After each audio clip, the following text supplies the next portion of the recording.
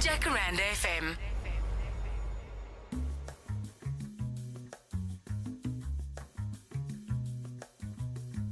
Trevor, I was very fortunate to be one of the guys who played or represented the Bulls in primary schools, high schools, under 19, under 21, Currie Cup, and obviously Super Rugby. So to me, the Bulls is very close to my heart. I'm very passionate about it.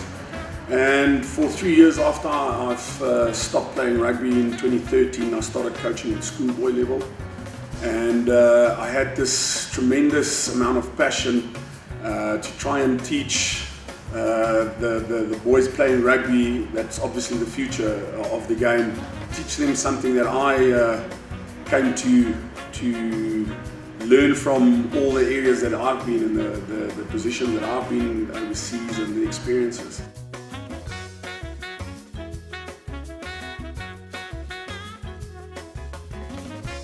Going down to Durban in 2007, playing the Sharks in the final.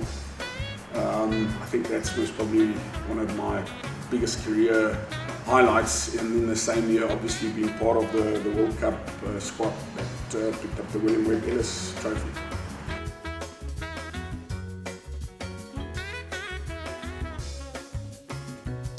I think, Trevor, if you can look back to it in that era, we were a bunch of guys who were kept together for 3 seasons, 4 seasons, and we actually only got the dividends, let's say, in season 3, season 4, season 5, which we were kept together.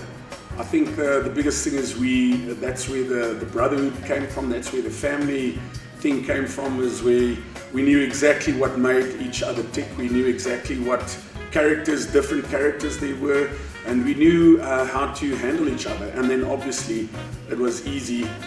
You can only follow a guy as much as you trust him. And at that stage with our coach Heineke, everybody trusted him. We believed in his philosophy. We obviously saw what his philosophy was like on the pitch when we played games, and we ended up being quite successful in winning so many matches.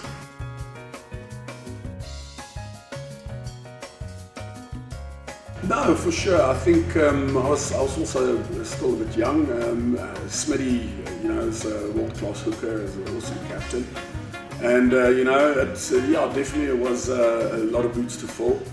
I personally feel, most probably sometimes didn't get as much opportunity.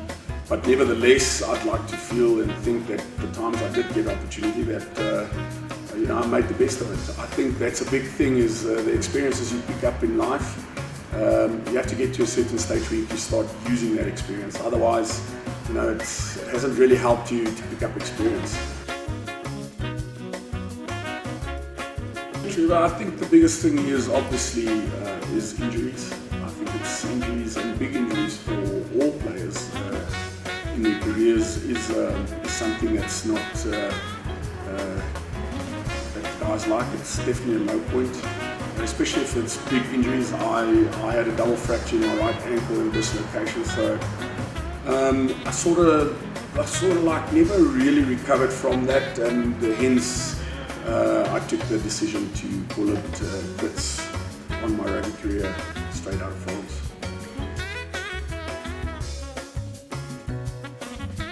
I was 25 when I left to go play for Harlequins. I was quite young at that stage. You'd usually see front rowers go at the end of their careers. After me, it was Frans Steyn that left at 21 years. So definitely it's become, the age of going overseas has become a lot sooner rather than later. And there's a couple of key factors. One, obviously the currency. 2 is European clubs obviously know about the talent that we have in South Africa, and the younger they can get hold of you, the more likely the chances of you becoming a resident there, and they can retain you as a player for their country, is much bigger. As you can see with CJ Stander, there's a couple of guys, Rory Crockett, Anthony Klaas, and those type of guys who play for France, Barrett for England. So there's a couple of key factors in that sense. I also do think that players are exposed to better training, better development at a younger age, obviously because of professionalism.